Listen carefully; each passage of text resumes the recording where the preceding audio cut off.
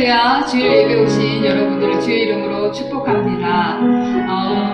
이 시간은 저희가 장로님 댁에서 어른 예배와 요셉학교 예배를 함께 섬기시는 분들과 모여서 함께 예배를 드릴 수 있게 되었습니다.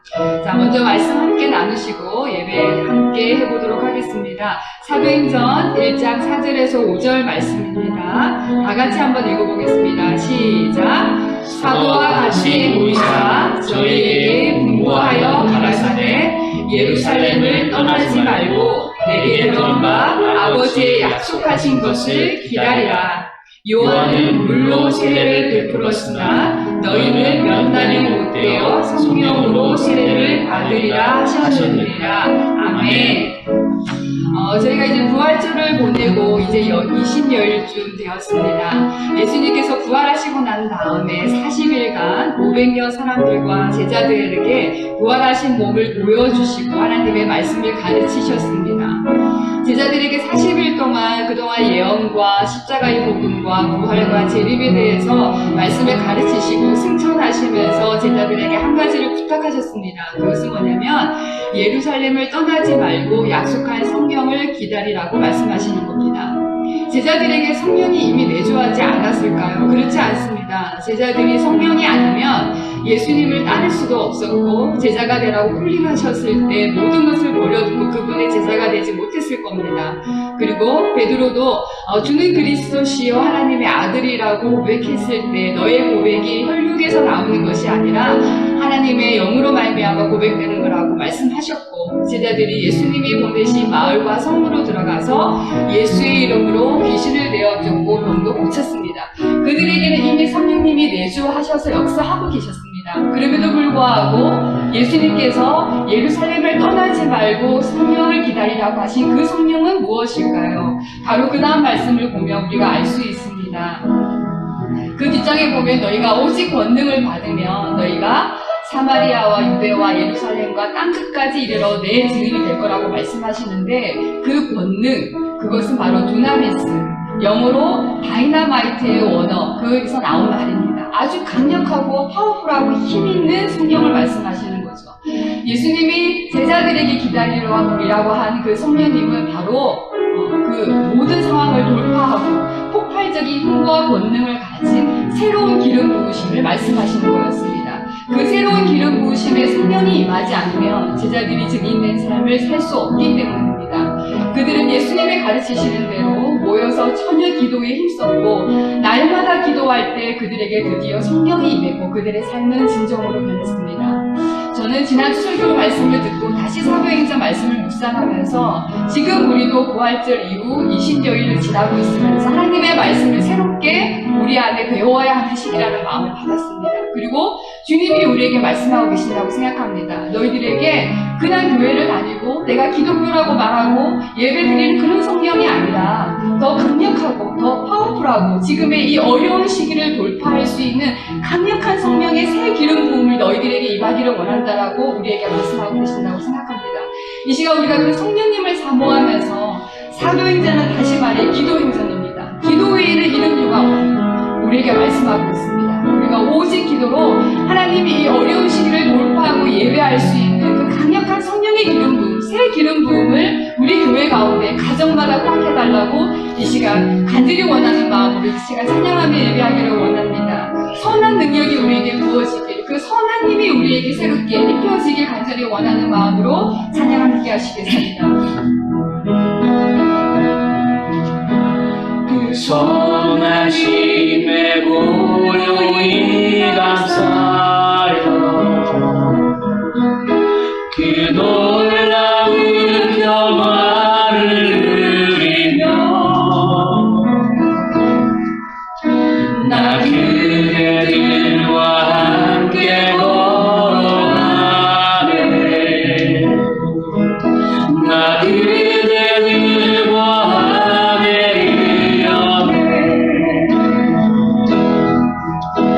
지나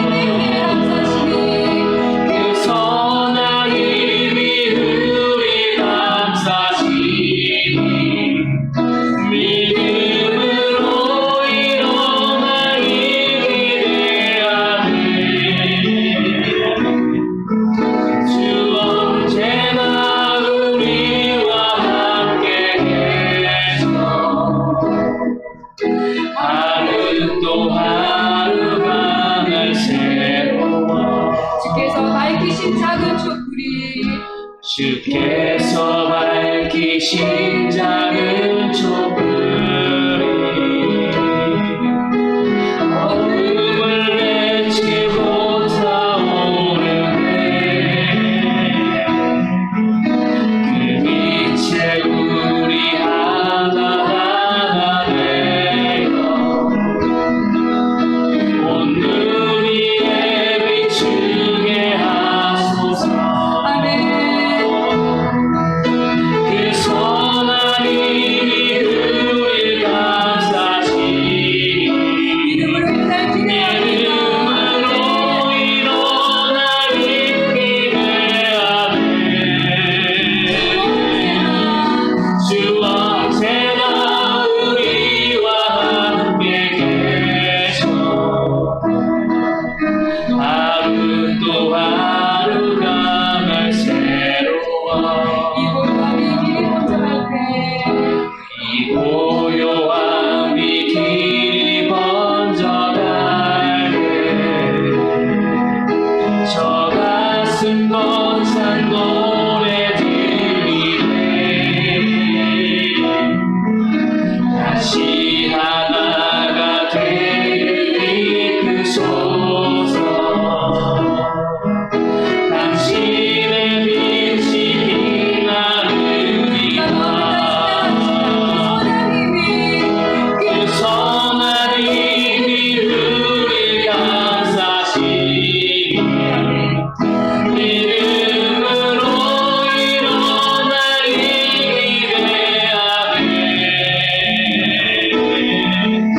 주 언제나 우리와 함께 계셔 하루 또 하루가 늘 새로워. 그 선한 힘이 우리 감싸시니 믿음으로 일어날 힘이 되하네. 주 언제나 우리와 함께 계셔 하루 또 하루가 날 하나도 고백합시다. 그 선한 힘이 우리를 감싸시니 그 선한 힘이 우리 감싸시니 일어날 기대합시다. 믿음으로 일어날 힘이 되하네. 주 언제나 우리와 함께 계셔 하루 또 하루가 늘 새로워. 우리가 이 시간 함께 기도하며 나누기를 원합니다. 하나님, 우리에게 성령의 새 기름 부으심, 그 권능이 임하는 그 성령의 기름 부으심을 우리가 사모합니다. 우리의 힘과 능과 우리의 연약한 믿음으로는 이 시대를 살아갈 수 없습니다. 우리가 주님의 증인된 삶을 살아갈 수가 없습니다. 하나님, 우리에게 새 기름을 허락하여 주시고 그 시간이 이 시간이 되게 하여 주셔서 오늘의 예배를 통하여서 하나님, 우리가 예수를 증거하는 삶으로 새롭게 세워주세요. 나아가는 시간 되게 하여 주시고 이 시간 함께 기도하겠습니다. 하나님, 그렇습니다.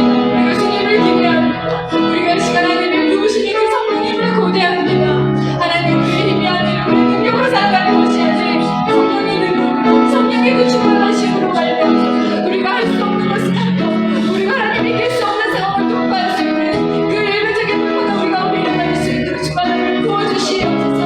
이 자리 가운데 부어주시고 가정들 가운데 부어주시고 하나님 없는 교회 가운데 부어주시고 열방 가운데 부어주셔서 하나님의 타고 무너져가는 가정들과 교회들을 세우시고 하나님의 복음이 이렇게 다시 한번 일어설 수 있는 유럽의 제복음과 같이 이렇게 일어날 수 있는 시대가 되시라고 주님께서 함께하여 주시니 도와여 주시니까. 거룩하신 주님, 오늘도 우리가 함께 주님을 예배하기를 원합니다. 코로나19를 통해서 함께 모이지 못하지만 여전히 우리가 주께서 예비하신 그 다시 만나는 시간들을 기대하고 소망하면서 이렇게 영상으로 또 각자의 삶의 자리에서 함께 마음을 모아서 주님을 예배합니다. 이 어려움이 속히 끝날 수 있도록 주님께서 책임져 주시고 성도들의 사업과 저들의 직장과 가정과 자녀와 저들이 걸어가는 길 위에 주의 능력으로 덮으시고 말씀과 은혜로 덮으시고 보혈로 덮어주셔서 우리의 힘은 주님밖에 없습니다라는 고백이 삶의 경험으로 나오는 고백이 되게 하시고 하나님을 더 깊이 알아가고 하나님을 예배하며 하나님을 경험할 수 있도록 주께서 도와주시기를 원합니다. 오늘도 우리가 소리를 높여 또 마음을 합하여 주의 이름을 높여 드립니다. 우리 예배를 통해서 홀로 영광 받으시고 우리 가운데 임재하신 주님 주의 사랑과 그 풍성한 은혜를 우리에게 허락하여 주시옵소서. 예수님의 이름으로 기도합니다. 아멘. 사랑하는 불화 생명나무교회 성도 여러분, 5월 3일 우리 교회 주일 예배를 주님의 이름으로 함께하고 있습니다. 여러분 주님 안에서 건강하게 잘 계신 줄로 믿습니다. 이제 여러분 자리에서 일어나셔서 우리 함께 하나님을 찬양하기를 원합니다. 43장 즐겁게 안식할 날 우리가 하나님께 찬양을 드리도록 하겠습니다.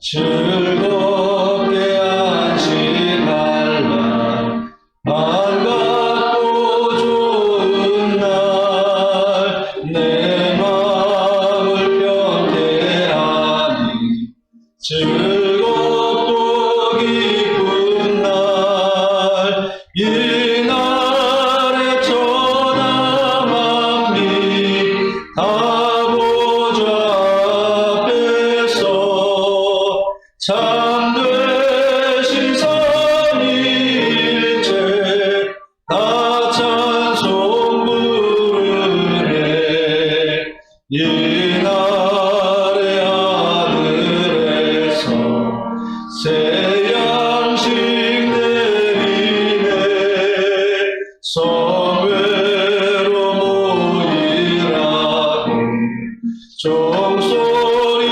울리네 보름의 밝은 빛은 온 세상 비치며 또 영생물이 흘러 시원케 하시네 이 주의 지킴으로 새 은혜 입어서 영원히 쉬는 곳에 다 올라갑시다. 성부께 찬미하고 성자와 또 성령 참되신 삼위일체 다 찬송 부르세. 아멘. 다 함께 일어서신 그대로 교동문 136번 성령강림 2번 교동문을 함께 교독하겠습니다. 그 후에 내가 내 영을 만민에게 부어주리니 너희 자녀들이 장래일을 말할 것이며 너희 늙은이는 꿈을 꾸며 너희 젊은이는 이상을 볼 것이며 그때 내가 또 내 영을 남종과 여종에게 부어줄 것이며 내가 이적을 하늘과 땅에 베풀리니 곧 피와 불과 연기 기둥이라 여호와의 크고 두려운 날이 이르기 전에 해가 어두워지고 달이 핏빛같이 변하려니와 누구든지 여호와의 이름을 부르는 자는 구원을 얻으리니 이는 나 여호와의 말대로 시온산과 예루살렘에서 피할 자가 있을 것이며 남은 자 중에 나 여호와의 부름을 받을 자가 있을 것임이니라. 아멘.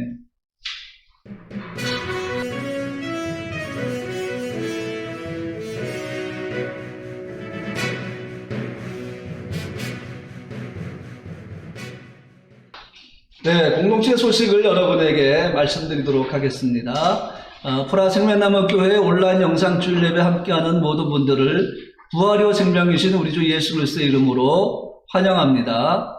보라생명나무교회는 코비드19 상황이 나아지고 체코 정부에서 모임을 허용할 때까지 온라인 영상으로 주일 예배를 드립니다. 곧 그날이 가까이 올 줄로 믿습니다.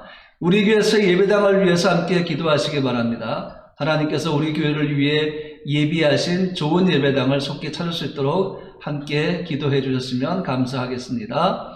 다음 주일은 가정주일로 함께 하도록 하겠습니다. 룻기 영상 강의는 이번 주간부터 시작하겠습니다. 매일 하는 건 아니겠지만 일주일에 2번 또는 3번 영상을 통해서 룻기를 강의하도록 하겠습니다. 자, 이제 우리 함께 찬양하면서 준비한 예물, 마음을 담아 삶을 담아 기도의 소원을 담아서 봉헌한 시간을 갖도록 하겠습니다.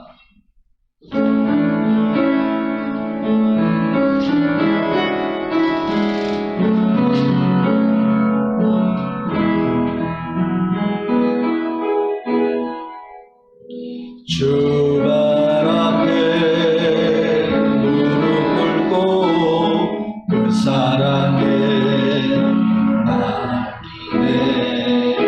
어떤 말도 그 어떤 소리도 그 발 앞에서 잠잠해지네.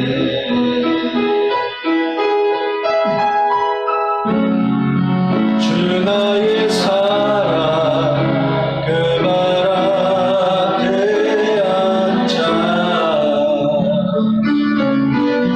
내 모든 기도는 사랑의 노래가 되네. 주의 옷자락 만지며 주의 두 발을 씻기며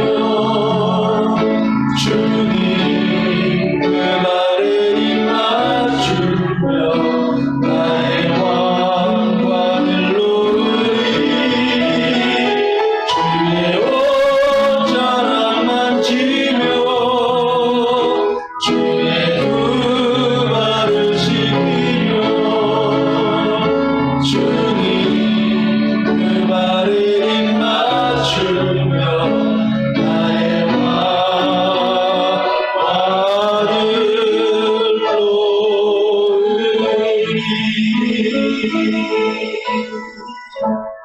거룩하신 주님, 이 시간 우리의 마음을 담고 삶을 담아서 주 앞에 귀한 예물을 드립니다.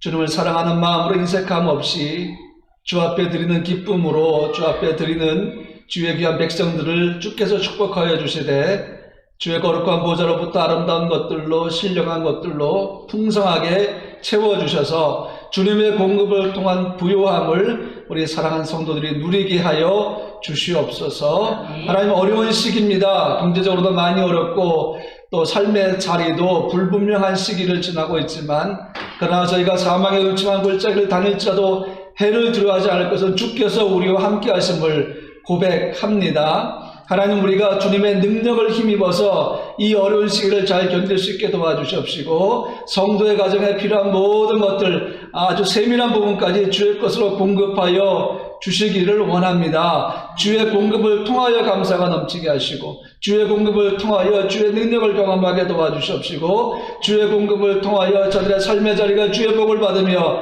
저들이 걸어가는 길이 주의 복을 받으며 저들이 손대는 모든 것들이 주의 복을 받는 놀라운 역사들이 일어나게 하여 주셔서 어려운 시기에 오히려 더 우리가 주님을 경험할 수 있도록 주여 도와주시옵소서. 교회에 필요한 모든 재정 주님이 채워주시고 선교에 필요한 모든 재정을 주님이 채워주셔서 늘 부족함이 없도록 주께서 인도하여 주시옵소서. 감사드리며 예수님의 이름으로 축복하면서 기도합니다. 아멘.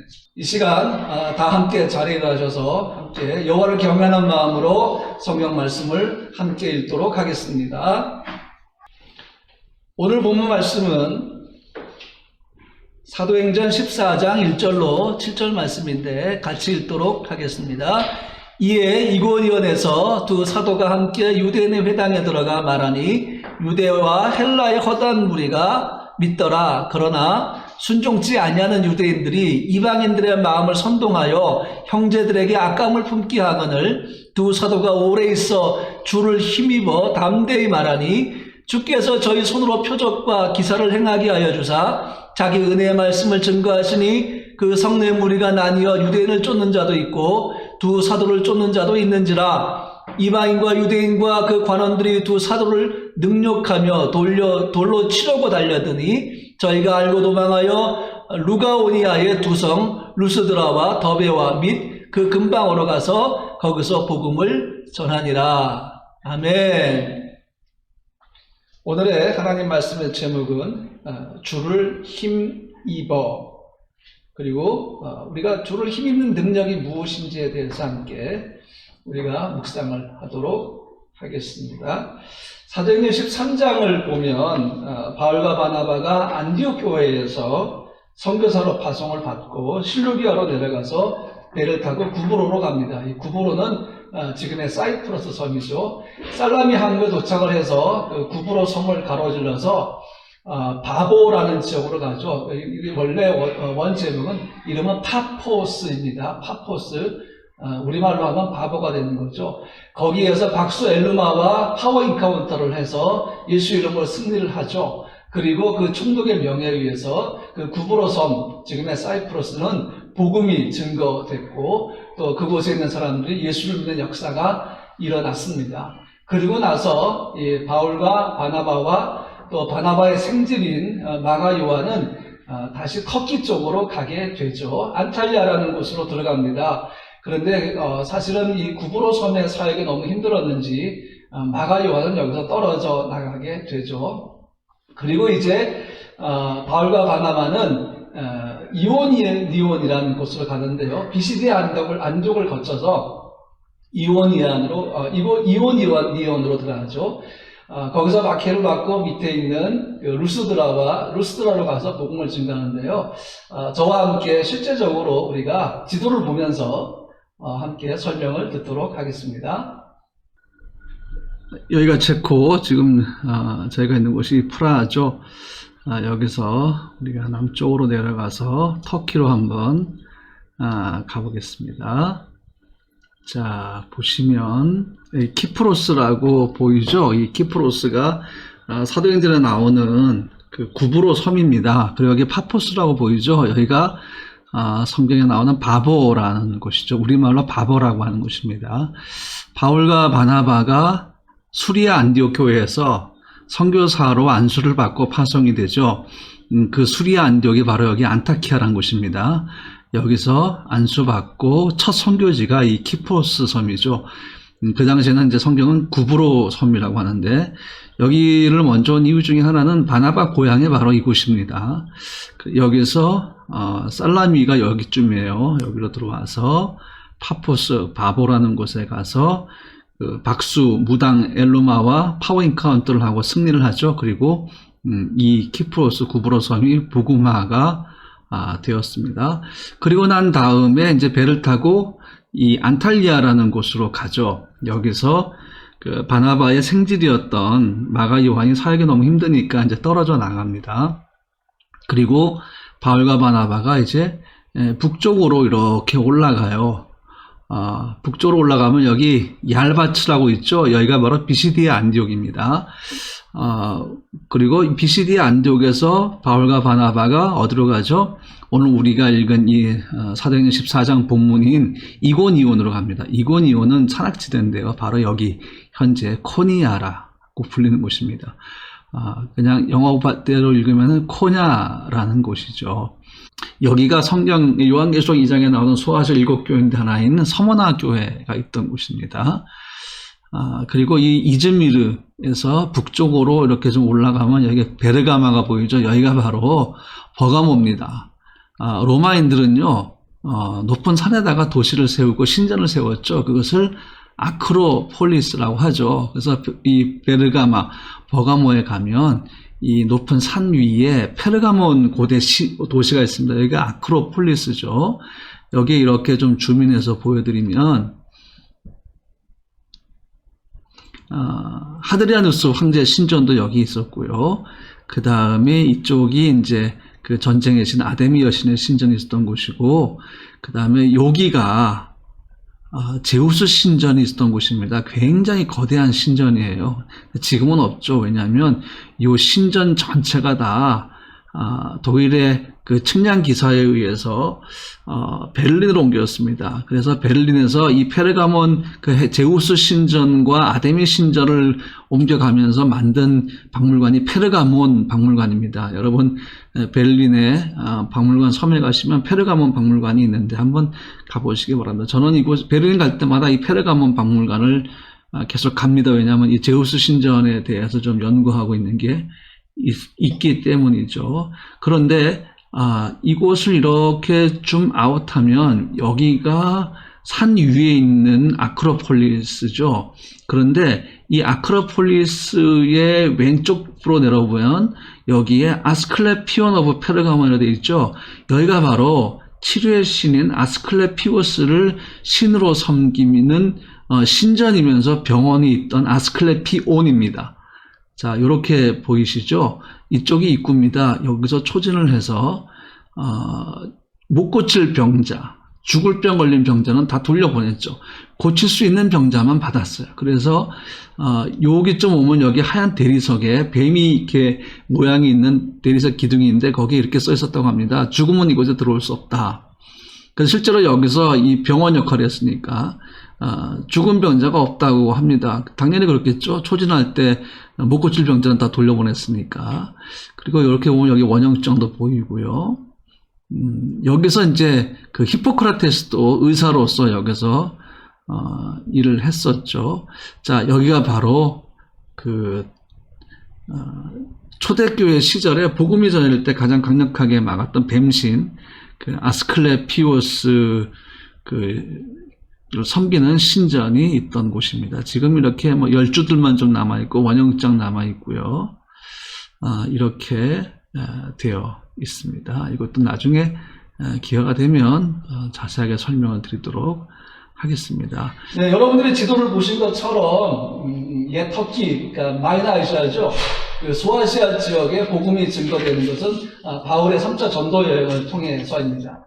결국 바울의 마지막 순교지는 로마가 되죠. 사도행전은 그래서 로마에서 복음을 증거하는 것으로 마무리가 됩니다. 28장으로 사도행전이 끝나게 되고요. 이제 우리는 29장을 다 쓰고 있는 중이라고 우리가 할 수가 있습니다.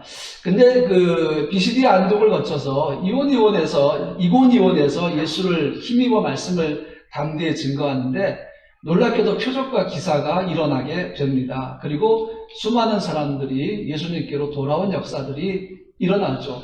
자, 그러다 보니까 사탄이 어떻게 합니까? 사람들의 마음을 격동케 하죠. 그렇게 해서 돌을 들고 치려고 합니다. 그때 바울과 바나바가 루스드라와 더베로 피신을 하죠. 그리고 거기서 복음을 증거하는 것을 우리가 사도행전 13장과 14장에서 볼 수가 있습니다. 지난주에는 예배 물결을 탄 예배자로서 우리가 땅끝까지 흘러가는 예배 동산을 알아봤고요. 거기서 우리는 서프보드, 그러니까 워시핑보드를 타는 서퍼, 즉 워시퍼로서 우리가 사명을 감당하고 있다 하는 말씀을 묵상했는데요. 오늘은 그 복음이 땅끝으로 흘러가는 과정을 통해서 성령의 능력을 힘입어서 일하는 일들, 다시 말하면 사도들에게 성령께서 주신 그 주를 힘입는 능력, 이것이 어떤 것들이 있는가 하는 것들을 같이 생각을 해 보려고 합니다. 첫 번째 그 능력이 뭔가 하면요, 예수 증인의 삶을 사는 능력입니다. 예수 증인의 삶을 사는 능력. 주께서 말씀하시기를 성령이 너에게 임하시면 너희가 권능을 받고 예루살렘과 온 유다와 사마리아와 땅끝까지 이르러 내 증인이 되리라고 하셨죠. 이것이 예배 물결의 시작이라고 지난주에 말씀을 드렸습니다. 실제적으로 이것이 일어나죠. 오순절 마가의 다락방에 성령의 임재가 있었습니다. 그리고 그때부터 제자들은 밖으로 나가서 성령의 말하게 하심을 따라서 각 나라의 언어로 복음을 증거하기 시작했다라고 지난주에 말씀을 드렸습니다. 이 증인이 되는 삶을 살기 시작하면 공통된 현상이 뭔가 하면요, 대적들이 많이 일어나게 되었습니다. 또 그들을 미워하고 악감을 품고 공격하는 일들이 일어나기 시작했습니다. 이건 지금도 사실은 마찬가지입니다. 복음을 싫어하고 거절하는 곳에서는 여전히 복음에 대한 공격들이 일어나게 돼 있다는 거죠. 복음의 진보를 가로막는 견고한 짐들이 곳곳에 세워져 있는 것을 우리는 볼 수 있는데, 그러나 그 모든 견고한 짐들은 우리가 돌파, 예배 돌파, 브레이크스루 워십을 통해서 우리가 이겨낼 수 있고 돌파할 수가 있습니다. 그런데 여러분, 오늘 사도행전도 마찬가지고 14장도 마찬가지예요. 바울과 바나바 두 선교사가 그 악감을 가진 사람들, 돌을 들여 치려고 하거나 생명의 위협을 가하거나 모욕하고 그 핍박을 할 때도 두려워하지 아니하고 예배로 돌파하는 모습을 볼 수가 있습니다. 왜냐하면 그들은 생명의 말씀을 가졌기 때문입니다. 생명, 말씀, 그것이 그들 안에 있었기 때문이죠. 그러므로 죽음을 두려워할 이유는 아무것도 없습니다. 그런데 오늘 이보니온에서 사람들이 돌을 들여 치려고 하니까 바울과 바나바가 루스드라로 피했다. 한글 성경은 도망했다라고 표현하는데 사실 이것은 피한 겁니다. 왜냐하면 거기서 죽음으로 끝나는 것이 아니라 바울과 바나바는 그 다음 도시로 계속해서 가면서 복음을 증거해야 할 하나님의 계획이 있었기 때문이죠. 굳이 거기서 사람들과 부딪히고 돌에 맞고 할 이유가 없는 것이죠. 그래서 이고니온에서는 충분히 복음을 전했기 때문에, 그리고 놀라운 표적과 기사가 나타났기 때문에 그 다음 도시로 이동할 때가 되었다는 것입니다. 그래서 바울과 바나바는 굳이 거기서 돌에 맞거나 악감을 품은 자들과 대적하지 않고 루스드라로 이동한 것을 우리가 볼 수가 있습니다. 결국은 이게 뭔가 하면요, 땅끝까지 흘러가야 할 예배의 물결을 타고 가는 것입니다. 자, 사람은 주저할 수 있고 사람은 멈출 수가 있지만 예배 물결은 어떤 상황 속에서 결코 멈추지 않습니다. 지금 우리가 호흡하는 이 시간도 예배 물결은 계속해서 여전히 복음을 모르는 사람들, 복음에 적대적인 사람들, 또 여전히 복음을 받아들이지 않는 나라와 종족과 민족과 방언 사이로 계속해서 흘러가고 있다는 것입니다. 이 복음의 물결, 흘러가는 그 예배의 물결은 무엇입니까? 땅끝까지 이런 예수의 증인을 만드는 물결이죠. 여러분, 하나님 나라의 확정은 어떻게 이루어진 줄 아십니까? 하나님 나라의 확정은요, 한 사람 한 사람이 예수를 믿을 때, 예수를 구주로 영접할 때 그만큼 확장되는 것입니다. 그래서 하나님의 나라가 점점 더 확장되는 그 물결, 이것이 예배 물결이고, 지금 이 순간도 예수를 모르는 사람들, 예수를 거절하던 사람들이 생명의 예수 앞에 무릎을 꿇고 마음을 열고 주는 나의 그리스도이라고 고백하는 일들이 일어나고 있다는 것이죠. 이것이 바로 하나님 나라가 계속해서 확장되는 일입니다. 예수의 증인이 된 제자들, 성령이 강림하셔서 그들을 각 나라의 언어로 복음을 증거할 수 있는 증인들로 세우셨고, 또 그들을 통해서 유대와 사마리아 그리고 땅끝으로까지 복음이 흘러가게 하셨죠. 그 일들 중에서 너무나 많은 사람들이 예수께로 돌아오기 시작했습니다. 사도행전 11장 22절 말씀 보니까 이런 말씀이 있습니다. 주의 손이 그들과 함께 하심에 수많은 사람들이 믿고 주께 돌아오더라.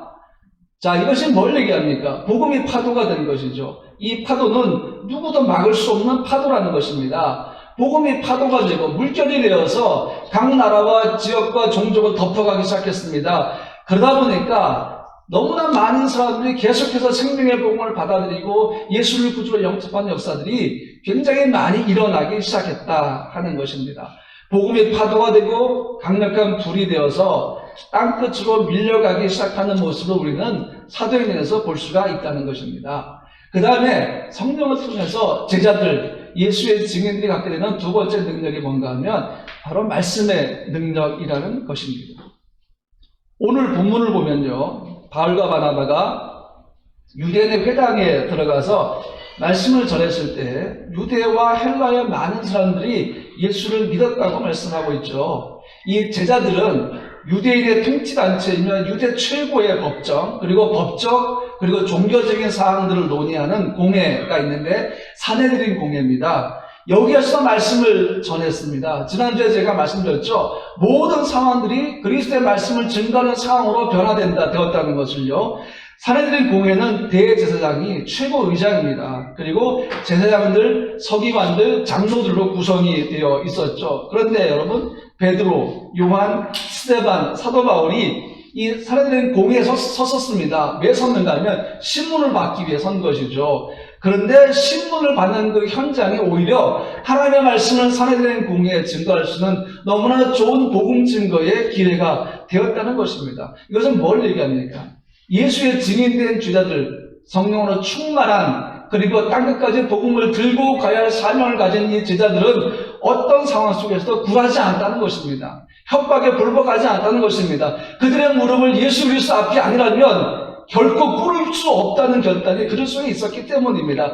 그들이 두 손 들고 항복하는 것은 예수의 말씀이지 그들에게 핍박과 박해를 가하고 돈을 들고 죽이려는 사람들이 아니었다는 것입니다. 그들의 생명은 예수를 위한 것이었지 그 다른 사람들과 다른 방법에 의해서 이룰 만한 것들은 아니었다는 거죠. 그들의 생명, 그들이 결국 복음을 위해서 피를 흘리고 순교할 때가 되기 전까지 하나님은 그들에게 오직 예수의 말씀 앞에만 무릎을 꿇으라고 말씀하셨고 예수의 영광을 위해서만 생명을 드리라고 말씀하셨다는 것입니다. 그러므로 성령이 보증이 되시고 배경이 되시고 방패가 되시고 지켜주시고 산성되시는 주의 증인들의 생명은 아무도 해할 수가 없었습니다. 그 사이로 계속해서 성령은 제자들을 인도하심으로 예배 물결의 동서를 인도하고 계셨다는 것입니다.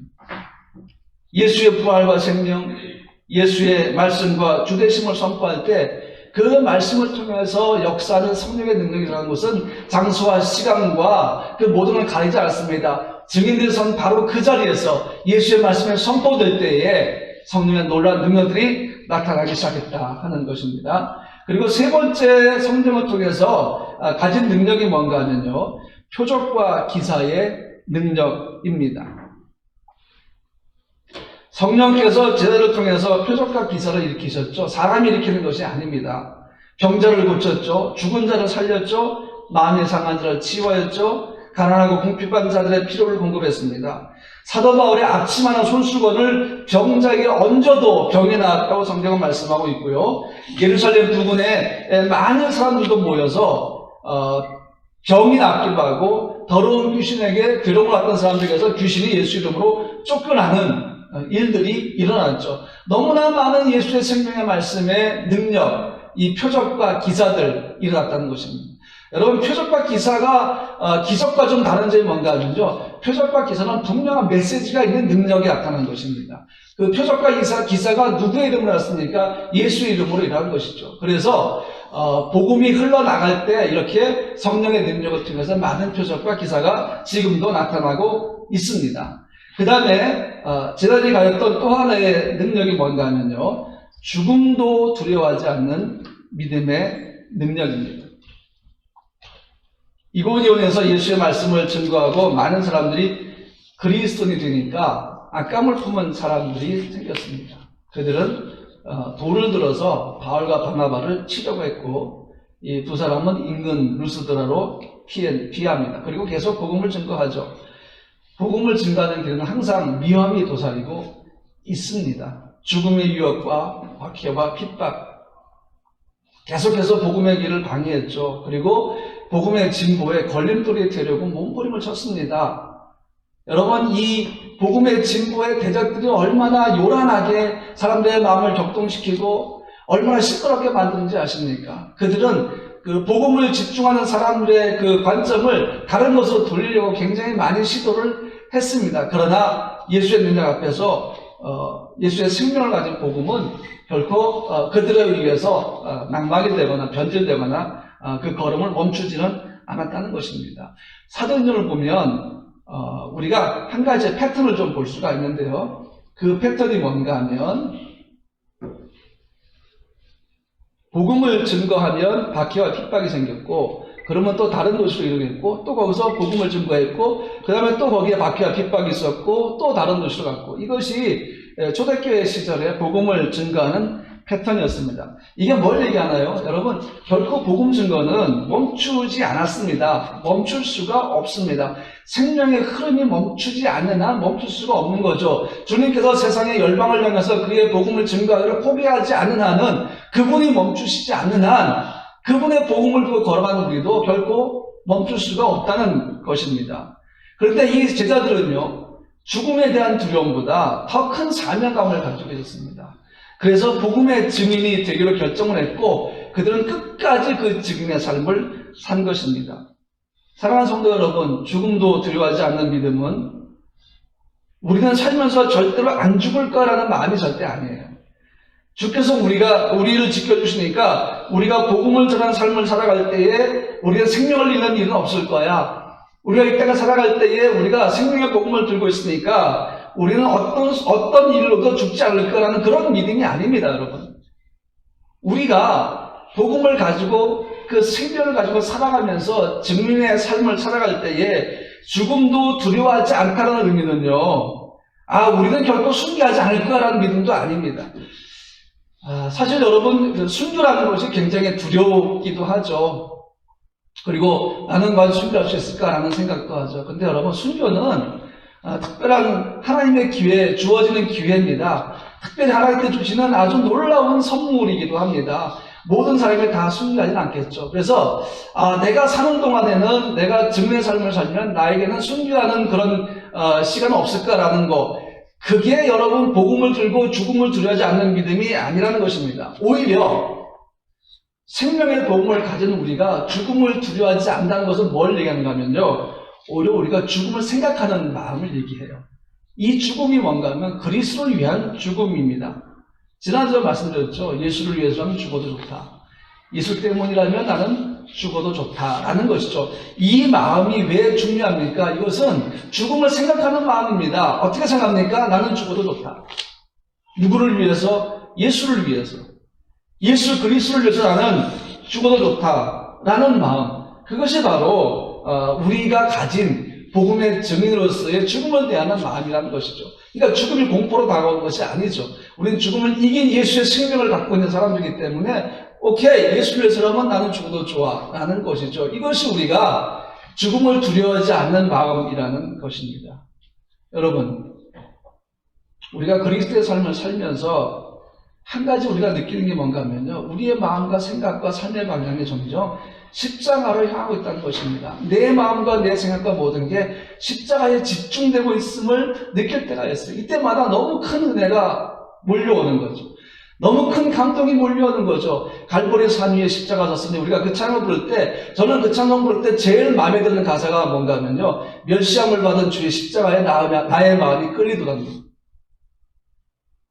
금으로 된 십자가, 화려한 십자가가 아니라 나를 위해 멸시함을 받은 그 초라한 나무 십자가, 그러나 예수가 십자가를 못 박히심으로, 나를 위해 그 십자가를 못 박혀 죽으심으로 내 삶의 가치를 다시 부여했던, 내 삶의 의미를 찾았던 그 멸시함 받은 십자가에 내 마음이 끌린다는 것입니다. 세상 물질과 세상 영광과 세상의 모든 것들이 아니라 오히려 멸시함을 받은 그 십자가에 내 마음이 끌리는 거예요. 여러분, 이것이 얼마나 큰 은혜인 줄 아세요? 찬송가 가운데 그런 찬송 있잖아요. 구주를 생각만 해도 내 마음이 좋거든. 진정 여러분, 성령이 역사하시게 되면 어떤 일을 하는 줄 아십니까? 예수라는 단어만 생각해도 눈물이 쏟아져요. 마음에 너무 큰 감동. 주님을 사랑한다고 고백할 때에 그 고백을 다 하지도 못하는데 눈물이 쏟아집니다. 견딜 수가 없는 거예요. 그래서 성령이 역사하시는 겁니다. 그냥 생각만 해도 눈물이 쏟아지고, 생각만 해도 은혜가 넘치고, 생각만 해도 마음의 평강이 넘치는 것, 이게 예수와 우리 사이의 간의 친밀함이라는 것입니다. 우리 사랑하는 성도도 그런 경험을 했으면 좋겠어요. 구주를 생각만 해도 내 마음이 좋고, 말씀을 읽다가 그 말씀 하나에 내 마음이 뜨거워지는 거죠. 그리고 눈물을 쏟는 거죠. 여러분, 저도 이런 경험을 한 적이 있어요. 전에 어떤 교회, 아주 큰 교회, 아주 유명한 목사님이 저를 콜링을 하셨어요.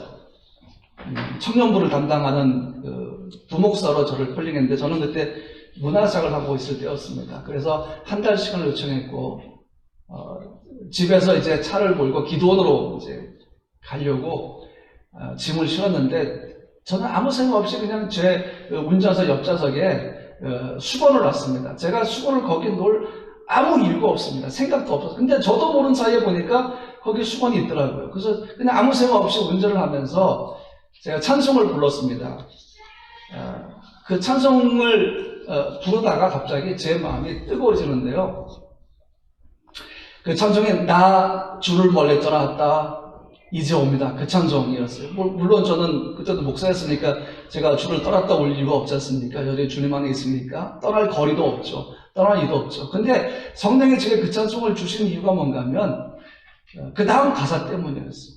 그게 뭔가 하면 나 바랄 것이 무엇인가 우리 주 예수. 이 가사인데 운전을 하면서 나 바랄 것이 무엇인가 찬송하는데 그 다음 찬송을 못했어요. 눈물이 쏟아지는데 내 영이 고백합니다. 나 주님밖에 없습니다. 내 평생 주님밖에 없습니다. 내가 사랑하는 분도, 내가 바라보는 것도, 내가 집중하는 분도 주님밖에 없습니다. 내 평생 주님밖에는 바랄 것이 없습니다. 라고 내 영이 고백하는데 그때부터 눈물이 쏟아지는데 견딜 수가 없었어요. 아마 옆에 운전하고 있는 사람들이 저를 보면은 아마 경찰에 신고하고 싶었을 겁니다. 저 사람 자살하러 가는 게 아닌가 싶을 정도로. 그렇게 보였겠죠. 막 펑펑 쏟아지는데 눈물을 닦을 수가 없으니까 오른쪽에 조수석에 있던 그 수건 생각났습니다. 수건으로 계속 그런 눈물을 닦으면서 1시간 40분을 어느 수양강 그 기도원으로 간 적이 있습니다. 거기서 기도했고 하나님의 뜻을 제가 알게 되었죠.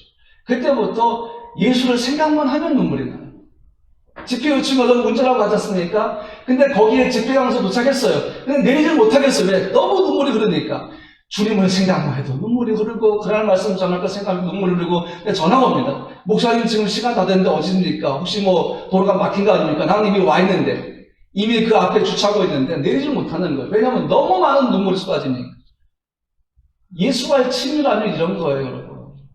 어느 순간에 성령이 내게 너무나 뜨거운 그 감동의 눈물을 주시는 거죠. 여러분, 예루살렘 입성할 때에 사람들이 자기 옷을 깔고 종려나무 그 잎을 흔들면서 호산나를 외쳤죠. 저는 그 장면 생각을 많이 해봐요. 제가 거기 현장에 있었던 건 아니지만 그런 생각을 해봐요. 주님은 무엇을 보고 계셨을까? 독일의 프라이부르크 그 도시에 아우구스티너 박물관이 있습니다. 여기에 나귀를 탄 예수님이라는 그런 조각품이 하나가 있어요. 저는 이 조각품을 보면서 그런 생각을 해봤어요. 한번 볼까요? 이 작품이에요. 초라해 보이지 않습니까? 맞습니다. 초라합니다. 여러분, 우리가 성경을 읽으면서 예수님 그러니까 화려한 생각을 하잖아요. 생각해보세요. 만왕의 왕이 어린 나귀를 타고 백박에서부터 예루살렘으로 입성하는 건 그거는 진짜 왕 중의 왕의 행렬이 아닙니다. 사실은 겉으로 보면 초라한 행렬이에요. 사람들이 호산나라고 외쳐서 그렇지 예수님이 지금 죽으러 가시는 거 아니겠어요? 우리를 위해 자기 생명을 내어놓으시러 가는 그 걸음이 뭐가 화려하겠습니까? 겸손의 왕이 말이 겸손의 왕이지. 여러분 생각해보세요. 전혀 화려하지 않은 만왕의 왕 같지 않은 행렬입니다. 그런데 이 나귀를 탄 예수를 가만히 보면 여러분 한번 보세요. 예수님의 시선이 어디를 향하고 있습니까? 사람들입니까? 아닙니다. 저는 이 조각을 볼 때 예수님의 시선을 느꼈습니다. 그게 뭘까요? 이렇게 생각했어요. 주님은 십자가 죽음을 보고 계십니다. 아버지로부터 버림받는 것을 생각하시는구나. 양들을 위한 사랑의 희생을 생각하시는구나. 그리고 주님은 지금 고난의 여정을 보시는 거구나. 비아 돌로로사. 십자가를 메고 올라가야 할 그 고난의 길, 결국 그리고 그분이 못 박혀 죽으셔야 할 바로 그 죽음의 장소, 아버지로부터 완벽하게 버림을 받으실 그 순간을 보고 계시는 겁니다. 하나님을 향한 사랑과 나를 향한 사랑으로 마음에 흘러넘치는 그 괴로움을 지금 참고 계시는구나. 견디시는구나. 저는 그 나귀를 탄 예수라는 이 작품을 보면서 그거를 다시 한번 생각을 했습니다. 여러분 지금 이 작품을 보면서 무슨 생각을 합니까? 근데 여러분 여기에는 이 예수의 모습에 뭐가 보이지 않는 줄 아십니까? 죽음에 대한 공포가 안 보입니다. 죽음에 대한 두려움이 안 보여요. 바로 이 예수의 마음이 누구에게 보였습니까? 성령의 역사할 때에 그 제자들에게 부어진 것이죠. 복음의 능력만 부어진 것이 아닙니다. 죽음을 두려워하는 예수의 마음도 그대로 부어진 거죠. 왜? 그래야지만 생명의 위협이 현장에서도 꿋꿋하게 복음을 증거할 수 있기 때문이죠. 순교를 두려워하지 아니하고 죽음을 두려워하는 그 마음은 누구로부터 온 것입니까? 예수로부터 온 것입니다. 겟세마네 동산에서 피땀을 흘리며 기도하시던 그 예수의 마음, 그 마음으로부터 우리에게 부어진 것입니다. 예수 때문이라면 죽어도 좋다. 왜? 주님이 우리를 위해서라면 죽어도 좋다고 말씀하셨고, 선한 목자가 양들을 위해 목숨을 버린다고 말씀하셨고, 그대로 십자가로 올라가서 죽지 않으셨습니까? 근데 왜 우리는 주를 위해 죽을 수가 없냐는 거죠. 죽음에 두렵습니까? 아니요. 우리는 오히려 죽음을 생각하는 마음을 가지고 죽음을 대할 수밖에 없습니다. 왜 그렇습니까? 우리에게 있는 생명이 영원한 생명이지 않습니까? 예수의 생명이지 않습니까? 예수의 죽음을 통해서 내게 부어진 생명이 아닙니까? 그러면 우리가 그 생명 가지고 어떡합니까? 예수를 죽어도 좋은 거죠. 왜?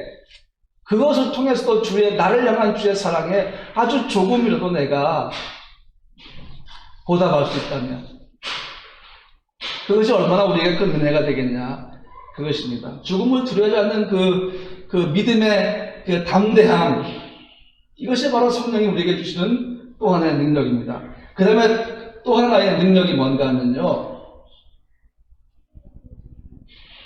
진정한 생명이 증거되는 능력입니다. 이 초기에 복음이 전파되던 시기에 가장 많은 걸림돌이 됐던 그 신이 있습니다. 뭐 다양한 신들이 있지만요, 그 신 중에 하나가 뭔가 하면 치료의 신입니다. 아스클레피오스라는 신이죠. 이 뱀신입니다. 이 뱀신은요, 일반 사람들이 굉장히 큰 우상이었어요. 왜냐하면 치료하는 신이기 때문이죠. 버가모에 있었던 병원이고 또 신전이었던 아스클레피온이 있습니다. 이 아스클레피온은요, 지금 여러분 보시는 이 아스클레피오스를 섬기는 병원이고 신전인데, 다양한 치료의 방법들을 갖고 있었습니다. 이곳으로 들어가는 입구에는요, 대리석에 이렇게 써 있습니다. 죽음은 이곳에 들어올 수 없다. 실제로 여기서 치료받는 사람들은 거의 죽지 않았다고 합니다. 죽음이 들어올 수 없는 병원, 얼마나 사람들이 이곳에 가고 싶어 하겠습니까? 그러나 비밀이 뭔가 하면요, 처음에 들어올 때 초진을 합니다. 밖에서 못 고칠 병, 죽을 병은 안 들여보냈습니다. 그냥 고칠 수 있는 환자만 들여보낸 거죠. 그러니까 죽을 사람이 없는 거죠. 여러분, 제가 이제 지도를 가지고 여러분과 함께 이 아스클레피온을 좀 보여드릴게요. 버가모 교회와 그 아크로폴리스와 그 다음에 그 아스클레피온을 지금부터 같이 보도록 하겠습니다. 네, 지금 여러분들이 보신 것처럼 우리가 구글맵을 통해서 지금 한 곳을 지금 보고 있는데요. 이 아스클레피오스라는 이 뱀의 신, 이 치료의 신을 통해서 사실은 우리가 그 상징이 생기기 시작합니다. 로고가 생기죠. 그 지팡이 하나에 뱀 하나가 감겨 있는 것입니다. 이 버가모에 있던 아스클레피온에는 히포크라테스도 여기서 의사로 복무한 적이 있었던 곳입니다. 지금 우리가 보면 이 아스클레피온을 상징으로 한 그 의학협회 로고들을 볼 수 있는데요. 제가 한번 보여드릴게요. 아마 저는 오늘도 이 영상을 찍으러 오면서 길에서 이 로고를 봤습니다. 자, 보시면은요, 왼쪽에 있는 게 여기서 많이 보셨죠? 여러분, 체코 앰뷸런스에 보면 이 왼쪽에 있는 이 상징물이 있고요. 오른쪽 것도 많이 보셨을 겁니다. 대한의사협회 로고입니다. 자, 보시면 이 왼쪽에 뱀이 하나 있죠? 이거는 아스클레피오스의 지팡입니다.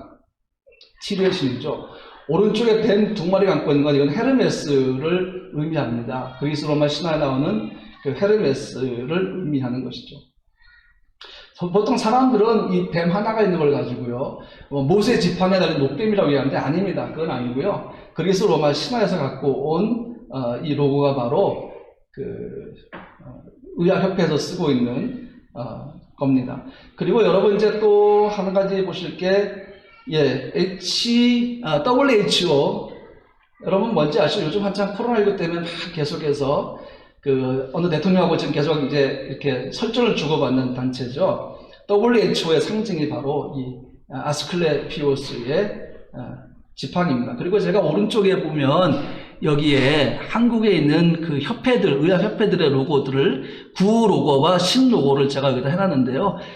대한의사협회도 왼쪽에 컬러풀한 헤르메스의 지팡이였다가 오른쪽에 그 아스클레피오스의 지팡이로 이렇게 바뀌었죠.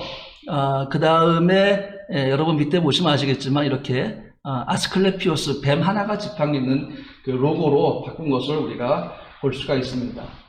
이 당시에 전염병 그리고 죽음을 두려는 마음을 통해서 신화 속에서 사람을 치유한다는 이 신화, 이 신들이 얼마나 많은 의지가 됐겠습니까?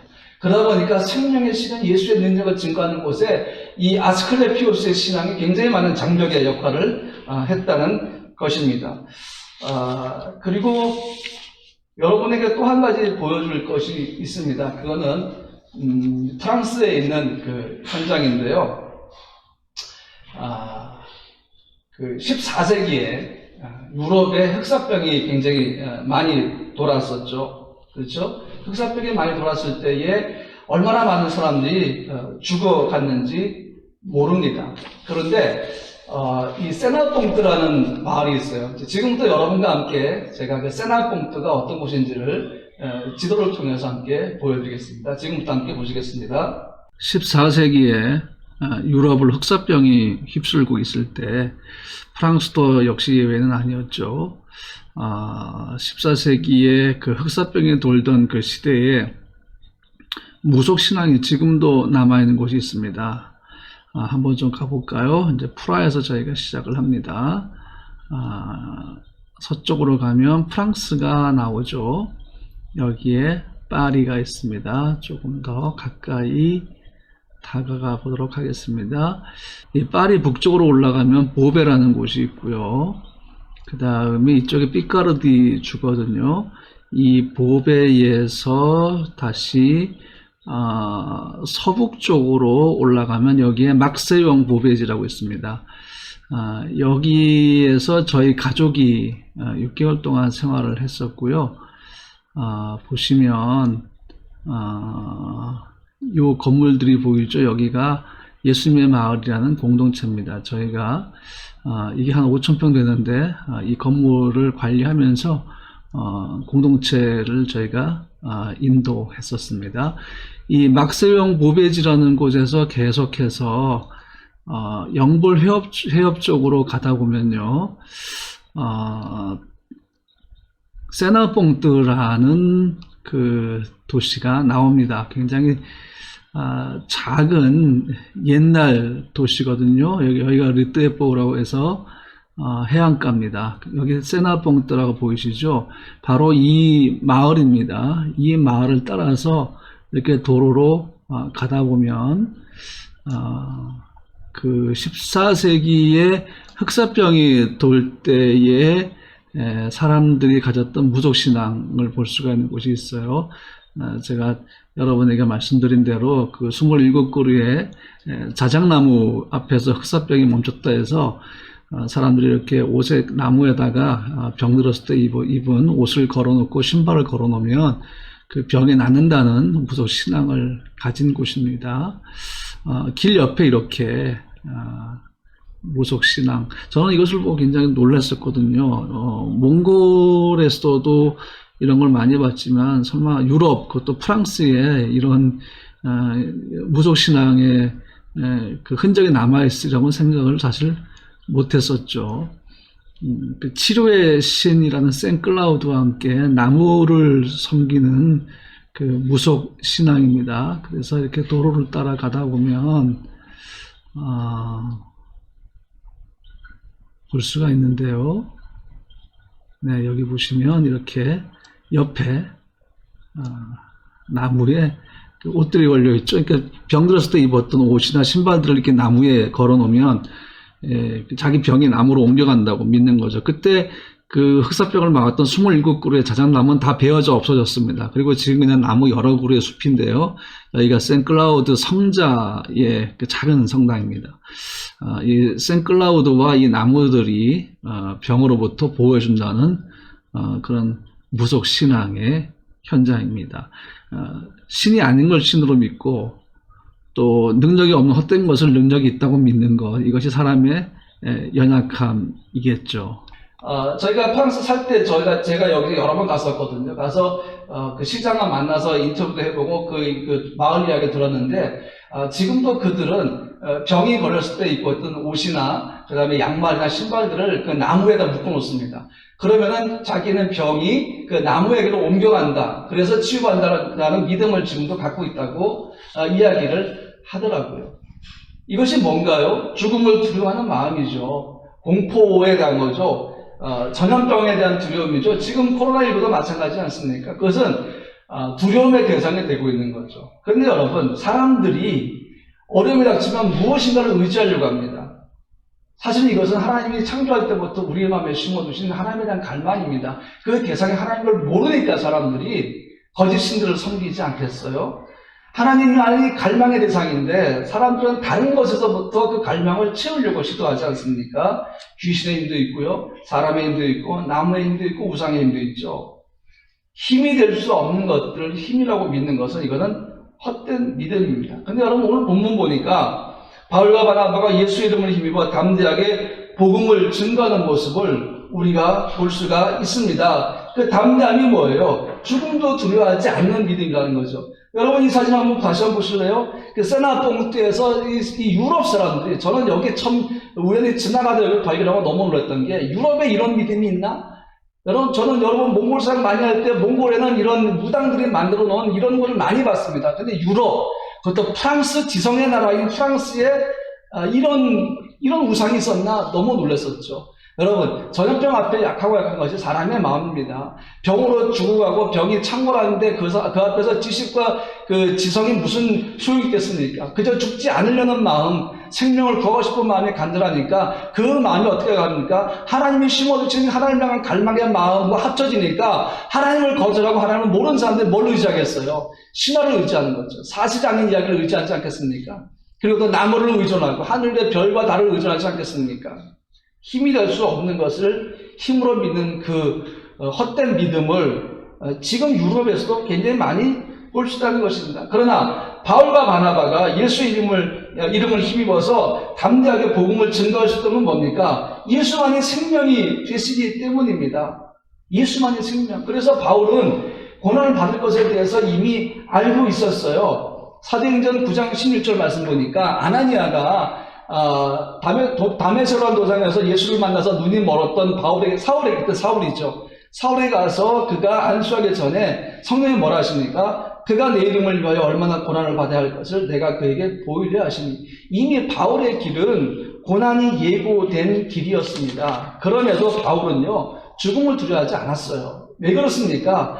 예수가 생명이심을 알게 되었기 때문이죠. 그래서 바울이 뭐라고 고백하는가 하면 이렇게 고백을 합니다. 사도행전 21장 13절 말씀 보니까 바울이 답하되 여러분이 어찌하여 물어 내 마음을 상하게 하느냐? 나는 주 예수의 이름을 위하여 결박당할 뿐 아니라 예루살렘에서 죽을 것도 각오하였노라 하니, 예수를 위해서 죽을 수 있다는 거죠.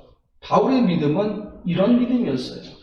여러분, 오늘 우리에게 필요한 믿음이 뭔지 아세요? 이런 믿음이에요.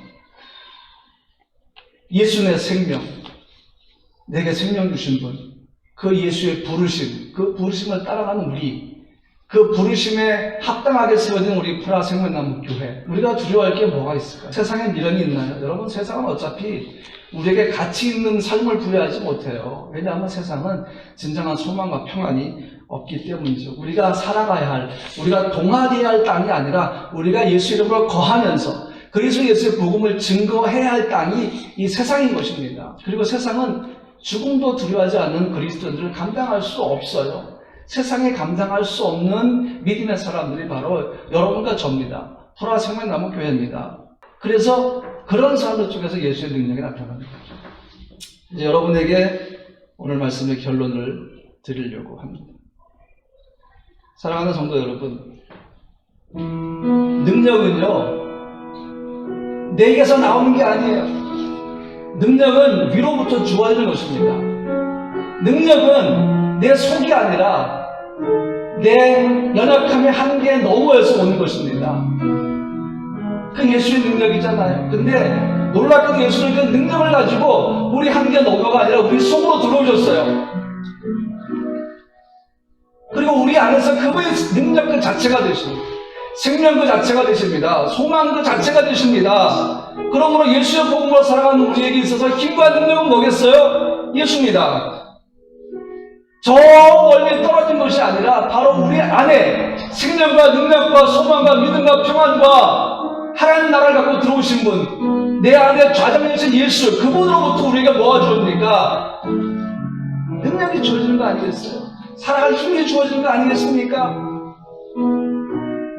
우리는 자꾸 다른 것으로부터 그걸 찾으려고 애를 써요. 사도행전 13장, 14장 계속 흘러가면서 그 제자들의 증인들이 예수가 아닌 세상으로부터 능력을 찾았다면 그들은 결코 예수의 증인이 못했습니다. 오늘 하나님 나라가 어떻게 증거되고 있습니까? 어떻게 땅끝이 올라가고 있습니까? 예수의 생명을 가진 자들을 통해서 올라가고 있다는 것입니다. 세상을 사랑하고 죽음을 두려워하는 자들은 이 생명을 전할 수가 없어요. 왜냐하면 그들은 세상에 충분히 감당할 수 있는 사람들이기 때문이죠. 그러나 세상은 우리 프라 생명나무교회와 성도들을 버거워합니다. 감당할 수가 없습니다. 왜 그렇습니까? 우리는 예수 생명을 살아가니까. 죽음도 두려워하지 않으니까. 뭐가 두렵겠습니까? 지금은 많이 어려운 시기죠. 근데 여러분, 저는 여러분에게 마지막 결론으로 이 말씀을 좀 고민하고 싶어요. 전도서 7장 14절 보니까 이런 말씀이 있는데 우리 같이 읽겠습니다. 형통한 날에는 기뻐하고 곤고한 날에는 되돌아보아라.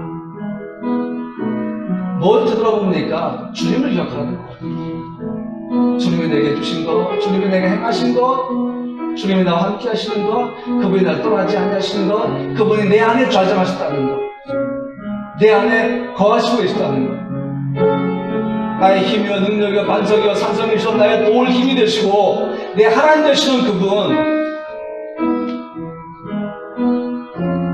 내가 여호와를 항상 내 앞에 모시며 그가 내 우편에 계시므로 내가 요동치 아니하리로다. 10절 16편 9절 말씀, 우리는 기억해야 할 하나님이 너무 많지 않습니까? 하나님, 그 한 분 하나님, 그는 그 한 분이 내게 행하신 너무나 많은 일들, 그 많은 것들을 우리는 기억할 수 있지 않겠습니까?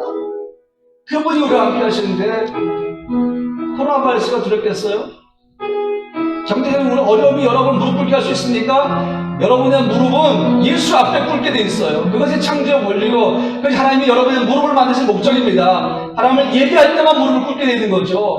그분 앞에 간구할 때만 무릎을 꿇게 되는 것입니다. 세상의 환난과 어려움, 환경과 여러분 그 모든 것들 앞에서 죽음의 앞에서 여러분 그 무릎을 꿇으라고 만드신 것이 아닙니다. 여러분과 나의 무릎은 예수를 위해서만 만들어진 것입니다. 우리는 두 손 들 때에 예수 앞에만 두 손 듭니다. I surrender all.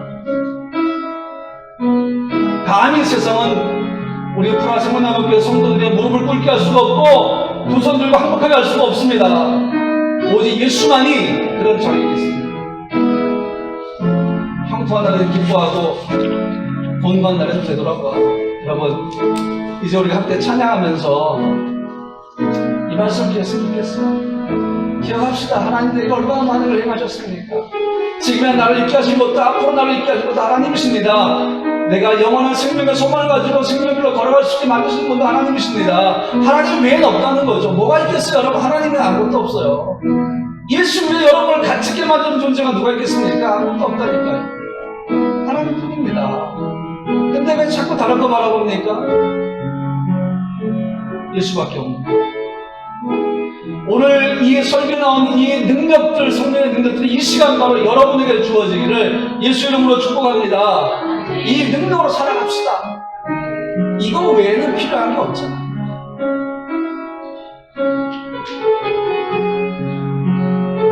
이 시간 때 우리 찬양하면서 잠깐 기도했으면 좋겠어요. 하나님, 이 세상을 살아가면서 나는 내 힘을 의지할 수 없습니다. 왜? 너무 연약한 걸 아니까. 내가 나도 못 믿는데 내 힘 어떻게 믿겠습니까? 주님만 바라봅니다. 나를 도우셔서 함께 찬양하며 기도하겠습니다. 이 세상을 살아가는 동안에 나의 힘을 의지할 수 없으니 기도하고 낙심하지 말 것을 주께서 참 소망이 되시리라. 하나님의 꿈이 나의 비전이 되고 예수님의 성품이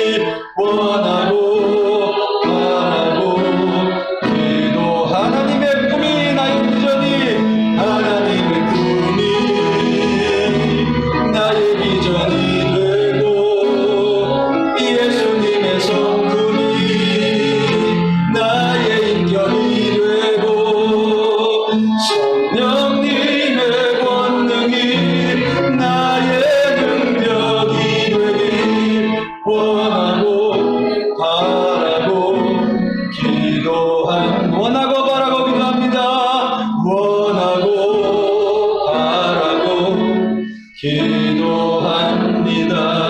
같이 기도합시다. 성령의 능력이 나의 능력이 되게 하여 주시옵소서. 내가 주님 주신 능력으로만 살아가게 하여 주시옵소서. 함께 기도하겠습니다. 거룩하신 주님, 이 시간도 주님 바라봅니다. 우리가 바랄 곳은 주님밖에 없습니다. 세상에 없습니다.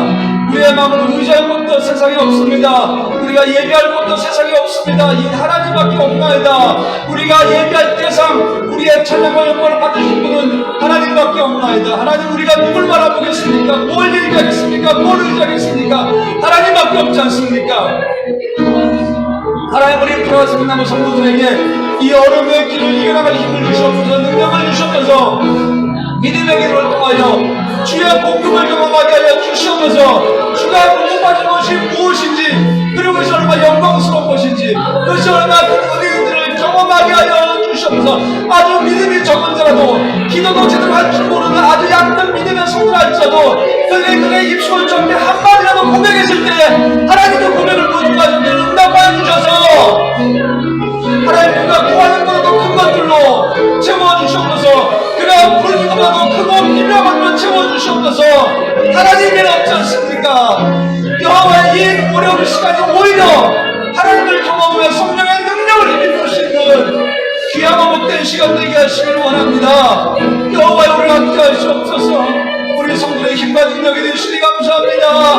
우리가 주를 바라보고 주를 의지하나이다. 주여, 우리를 도우소서. 주여, 우리 성도를 도와주시옵소서. 우리 성도의 발과 발목에 힘을 주셔서 낭망하지 않게 하시고 넘어지지 않게 하시고 오직 예수의 시만 바라보게 하여 주시기를 원하나이다. 주여, 도와주시옵소서. 주여, 함께 하여 주시옵소서. 믿음으로 기도하시기를 의심하지 말고, 주님은 여러분의 소리를 들으시는 분입니다. 주님은 여러분의 언어로 말씀하시는 분입니다.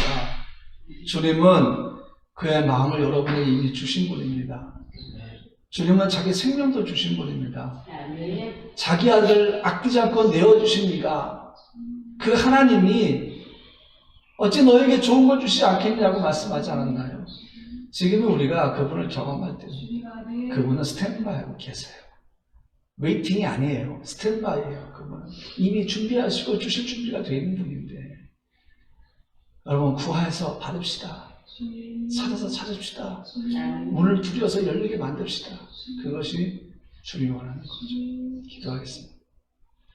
거룩하신 주님, 오늘 우리가 주를 찬양하며 주의 증인들에게 주었던 성령의 능력을 그대로 힘있기를 갈망합니다. 그리고 주의 주신 힘으로 살아가기 원합니다. 주여, 그렇게 역사해 주시고 하나님, 또 우리에게 부흥을 주시고 일꾼들을 허락해 주십시오. 죽었던 것들에 살아나는 그 노란 역사를 하게 도와주시고, 또 하나님, 우리가 새로운 예배당을 구합니다. 주여, 우리에게 허락하여 주시고, 우리가 문화 선교적인 또 다양한 선교 전략을 열어갈 수 있도록 하나님 이제는 장소하게 해주십시오. 그리고 하나님, 그것을 보여주시고 그것을 통해서 너무나 많은 주의 일들이 일어나게 하여 주시옵소서. 이제는 우리 주 예수 그리스도의 은혜와 아버지 하나님의 무한하신 사랑하심과 성령님의 내주어서 충만하심이 우리 대한민국과 체코와 프라하와 주체코 대한민국 대사관과 또 대사와 공관원들과 모든 직원들과 또 한국 기업들, 그리고 하나님 모든 한국인들, 교회들 모이게, 그리고 우리 사랑하는 성도들, 직장인들, 그리고 하나님 사업을 하는 사랑하는 성도들, 주지원들과 교민들의 모든 삶과 삶의 자리와 걸어가는 길과 모든 자녀들 머리 위에 지금으로부터 영원토록 함께 하시기를 간절히 축원합니다. 아멘.